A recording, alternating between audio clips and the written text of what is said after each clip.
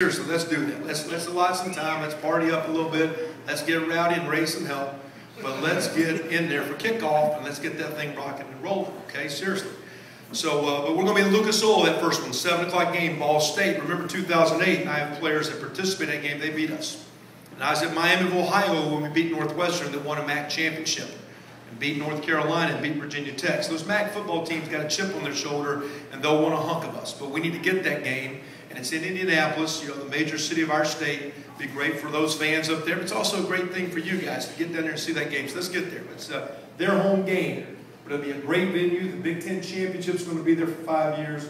And you guys need to get your tails down there, bring some folks, and have some fun that day and enjoy Indianapolis. Next week, home opener, 7 o'clock against Virginia. Last time we played them 0-9. I don't think we had the outcome we wanted. They were 4-8 last year. Coach London will be in his second year. They'll have some good athletes, good players, but a game that we should and we need to expect to win. Third game, South Carolina State at home. One double-A opponent, probably have as much skill and speed as the first two teams we played, being a historically black college. And I appreciate that because I worked at North Carolina A&T for 2 years. So I played against those Bulldogs and know what they're like in Orangeburg, South Carolina. Game 4, we're going to North Texas. That'll be a great trip. You guys ought to shoot down there. It's a 6 o'clock Central game. You can play some golf. You can go over to Las Colinas, check it out in the morning, and be at Denton for 6 o'clock for game 4. First 2 Big Ten games, Penn State, Illinois at home. So I think the schedule sets up where one, it's challenging. We do have some games to rectify, if you will, or to get the record straight. But we also, I think it sets up where we should get off to a great start.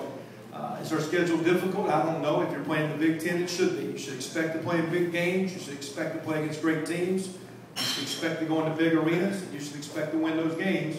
If not, you're not going to have a good year. This team's been close the last couple of years, so I don't think our talent's far off. I said that initially.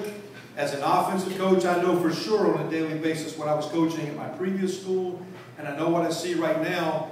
And I have certain positions I actually think our talent group is as good or better than what I've had the last couple of years. So I'm excited about our group. I'm excited about our talent. But what excites me is their commitment and their buying our values, our core values. Last year in winning, and I'll wrap this up real quick, in winning football games, you win or lose most commonly with turnover ratio. That's playing smart football. You take care of the football.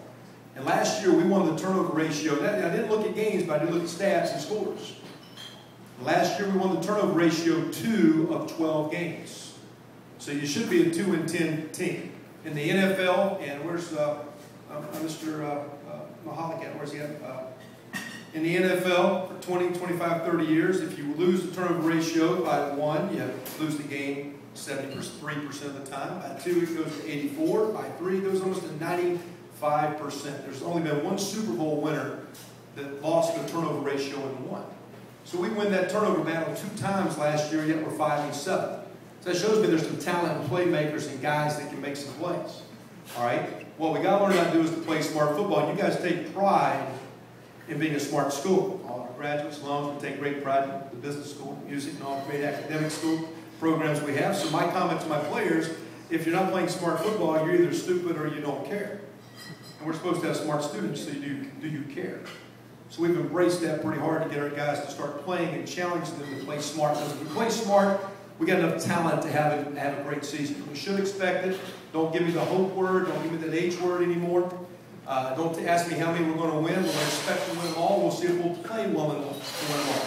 Every game in the Big Ten could and should be challenging, but could and should be winnable each and every week. That's the excitement of the Big Ten. Now we've got this new bracket deal, leaders and legends, and everybody's making a big deal or laughing about it.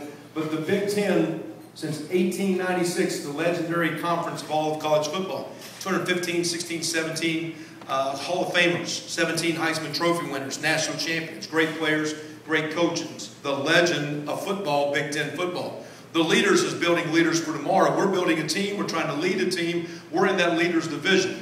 And we want to be the best in that leaders division. That's Penn State. That's Ohio State. It's Indiana and Purdue. It's Illinois. So I go across that southern tier there, and we snatch up and grab Wisconsin. So Penn State, Ohio State, Indiana, Purdue, Illinois, and Wisconsin.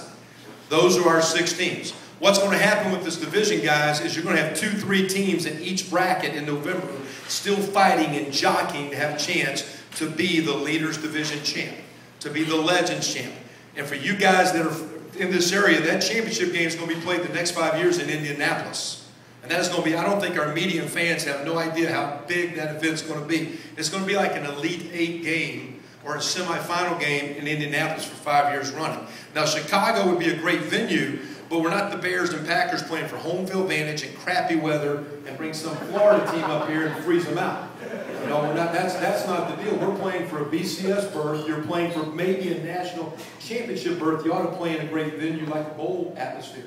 So for that game to be in Indianapolis for 5 years is a huge deal, and we start the season there, so we challenge you to be there. So again, things have been great. I think our young men are working hard. I don't believe we're far off. Again, I got no guarantees except we're going to put good people in the locker room. We're going to academically make sure we have everything in place to get their degree. And when we walk out for a workout or practice, we're going to go hard. Those are the guarantees we make. Scoreboard, if we can teach them how to play smart, those scoreboards will start going in the right direction. So, do we need to open up any questions, or are we good? Good? Anything? Everybody straight? Appreciate you being here. It's great to be a Hoosier. And again, if you guys can give us one thing, there's no fundraising tonight.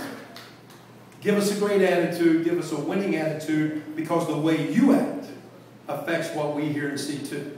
So let's expect to have a great year, and you guys be a part of it. Thanks. Appreciate it.